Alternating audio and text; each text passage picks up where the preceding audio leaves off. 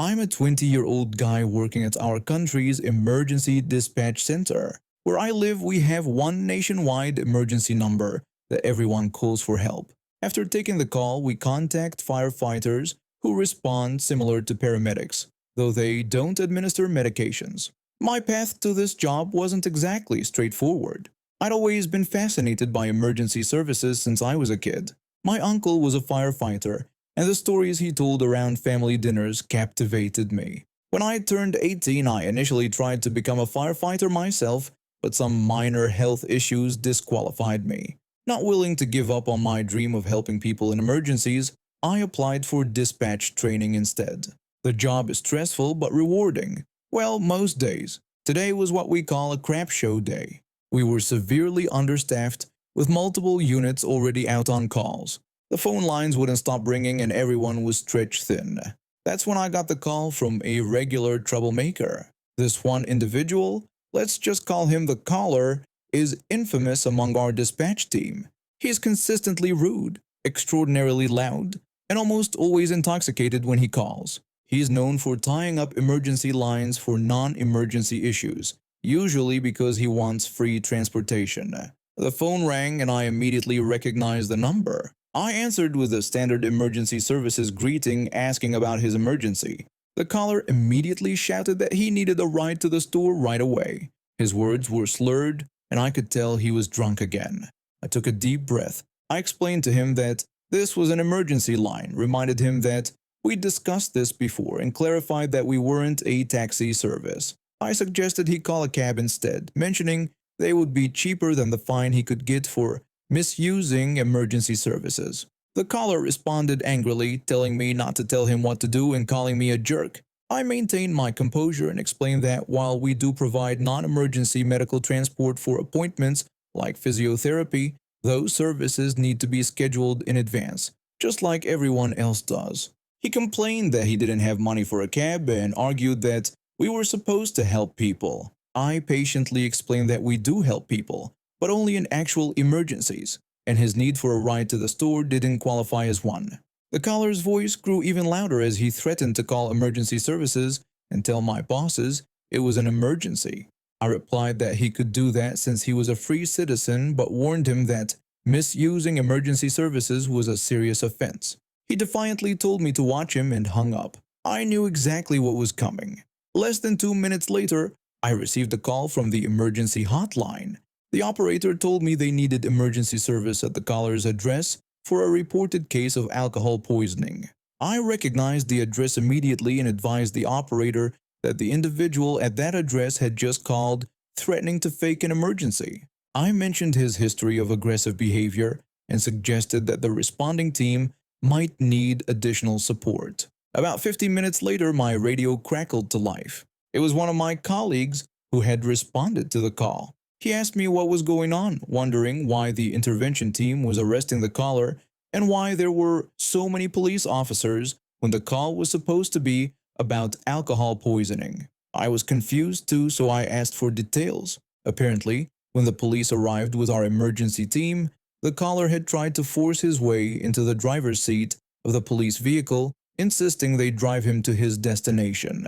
When the officers refused, he became violent and actually punched one of the cops. The intervention team responded with force, subduing him in the process. The caller ended up being hospitalized with several broken bones. He's now facing charges for assaulting a police officer, misuse of emergency services, and public intoxication.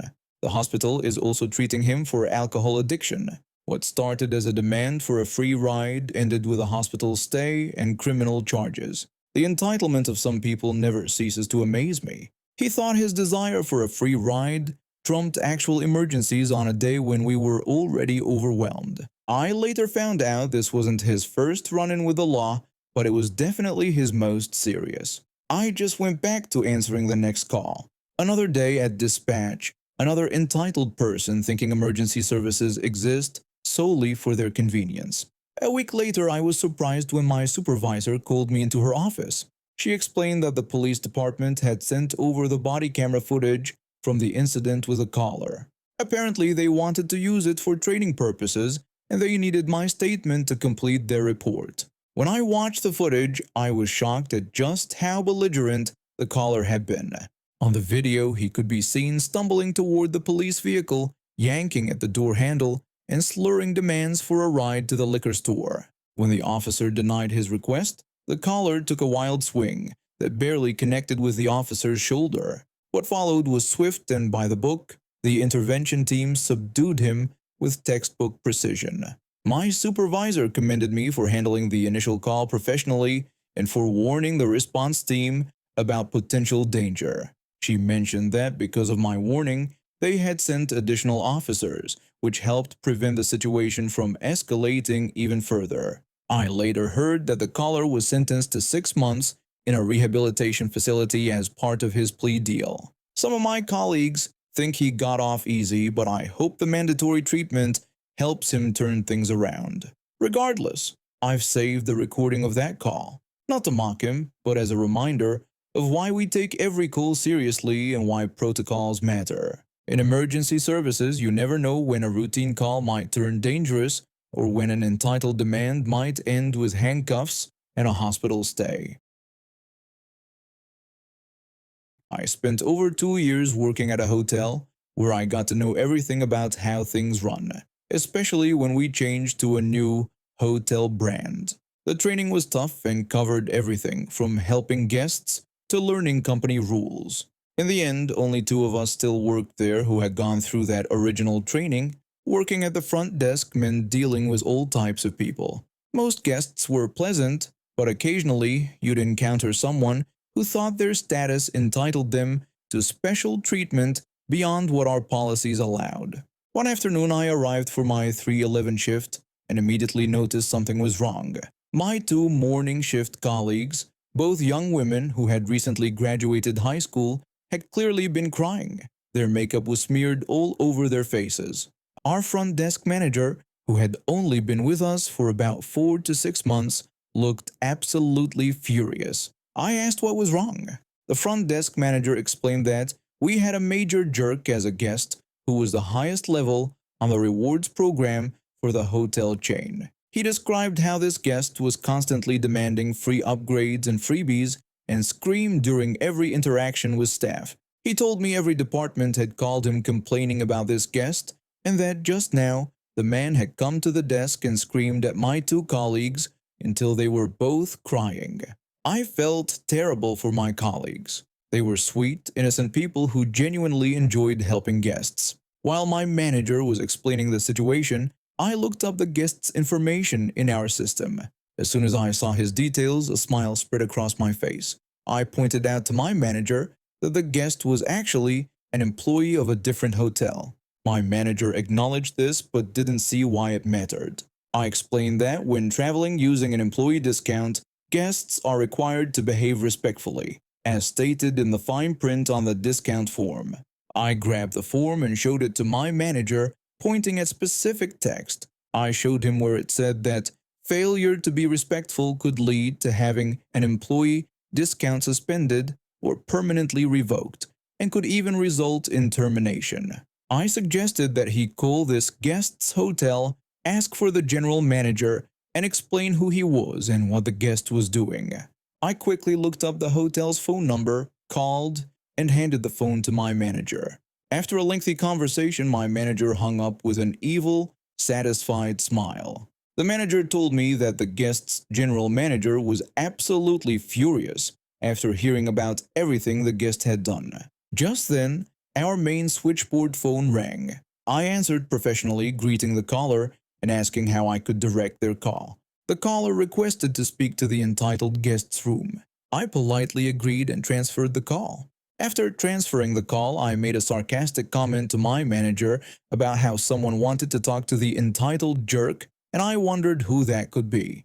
My manager burst out laughing. He told me that the general manager had given him his personal cell number and instructed him to call immediately if we had any more issues. He said he was leaving the number next to the switchboard in case we needed it.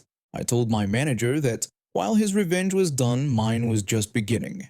My manager looked worried and asked what I was planning to do. I smiled mischievously and picked up the phone. I called Hotel Rewards customer service and reported that someone was using a rewards account while also using an employee discount on his stay. The customer service representative exclaimed that this wasn't allowed. I acknowledged this and explained that's why I was calling to report the violation. I provided the guest's reservation number and rewards member information. I suggested to the representative that if they investigated the guest's history, they'd likely find all his stays were booked at employee discount rates. The representative told me they were starting a ticket to investigate the guest's account. I thanked them and hung up. After hanging up, I removed his rewards number from his current stay. My manager was grinning from ear to ear and commented on how awesome that was. I told him that I wasn't quite finished yet, and that it was time to spread the news to all departments that the guest was no longer a rewards member. I made a new key for his room without concierge access. Then I went to every department in the hotel to explain the situation. The reaction was the same everywhere I went. As soon as I mentioned his name, staff members would groan and ask what the jerk had done now. I explained to each department that he was no longer a rewards member and that if he gave anyone issues, they should call the front desk immediately. I added that his general manager had likely already reprimanded him. Everyone was thrilled with this news. Finally, I went to the concierge room and used the guest's new key to invalidate his current one. I spoke with the evening concierge, who visibly cringed at the mention of his name. I told her she wouldn't have to deal with him anymore and asked her to leave a note for the morning staff that this guest was no longer allowed in the concierge room. Her relief was palpable. When I returned to the front desk, my two morning shift colleagues were still there. They rushed over and hugged me, thanking me repeatedly. After they left, the manager pulled me aside. The manager asked me to do him a huge favor. When I asked what he needed, he requested that if he ever made me angry, I would come tell him so he could fix the issue. Later that night, the entitled guest came to the desk humbled and polite, saying his key didn't work. I apologized for the inconvenience and offered to make him a new key, giving him my best fake smile while making a standard room key without any special access. The next day, I checked his rewards account and found it was suspended. When I checked again the following week, I received a message stating the account number could not be found. Serves him right. About 10 years ago, I had some leftover 2.5-inch stainless steel tubing from a metalworking project. Instead of letting it go to waste, I decided to make something useful with it. I constructed a walkway guardrail and, most importantly for this story, some large garden arches with plant shelves for my wife. These weren't your typical garden arches. Being made of stainless steel, they were extremely heavy, about 400 pounds each. Installing them was a serious job that required a forklift. I had to anchor them securely into the ground and position large landscaping stone blocks around them to complete the garden design. They looked fantastic when finished, and my wife loved them. My wife posted some pictures of the arches on Facebook showing off our garden. That's when the trouble started. One day, my wife mentioned that some woman she didn't know had contacted her about the arches. Apparently, this stranger had seen the photos online and wanted to borrow one for her daughter's wedding. My wife had already explained that they were too large and permanent to move around, but this woman wasn't taking no for an answer. A few days later, this stranger showed up at our house unannounced. Let's call her Wedding Mom for simplicity's sake. When Wedding Mom arrived, she greeted me and immediately asked about borrowing the wedding arch, claiming my wife had told her we had one she could use. I politely explained that the arches weren't portable since they were anchored to the ground and would require a forklift to move. Wedding Mom dismissed my concerns, saying she could simply get someone to pick it up. I tried again to make her understand, explaining that these weren't lightweight decorations. Each arch weighed about 400 pounds, required a forklift for installation, and was secured in concrete. I added that they wouldn't even fit in a pickup truck. She brushed off these practical issues and asked if I could arrange for a forklift to load it for her. By this point, my patience was wearing thin, as she clearly wasn't listening to anything I was saying. I explained that what she was asking was impossible. I detailed all the work it would require cutting the arch from its anchors, moving several 4,000-pound stone blocks just to access it properly, arranging special transportation equipment, and then having to re-weld everything upon its return. I emphasized that these arches were permanent garden fixtures, never intended to be moved. Wedding mom became increasingly desperate, insisting that she absolutely needed the arch and claiming her daughter's wedding would be completely ruined without it. When she realized I wouldn't budge on moving the arch, she switched tactics. She then asked if I could at least paint the arch white to match her wedding theme.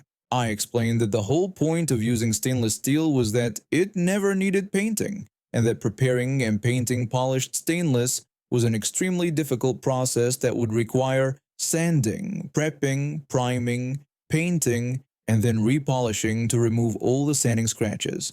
I gave her a definite no. What followed was a remarkable display of emotional manipulation. Wedding mom cycled through begging, crying, and accusing me of causing permanent emotional damage to her daughter. When none of this worked, she resorted to screaming at me.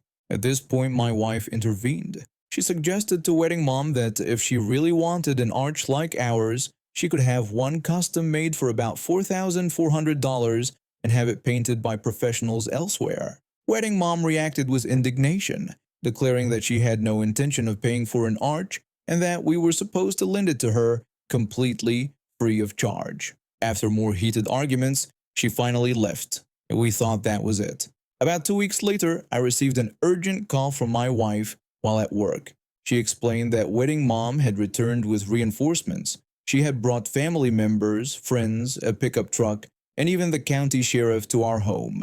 I rushed back to find chaos in our driveway. Wedding mom had assembled quite a group, and the pickup truck they'd brought was nowhere near large enough for the arch. Most concerning was the presence of our local sheriff's deputy, though, fortunately, I'd known him for about 30 years as he lived just a couple miles down the road. When I approached, I saw wedding mom waving some kind of document while shouting that she had a receipt and the arches belonged to her. Looking closer at her receipt, I could see it was obviously home printed with no business name, address, or signatures.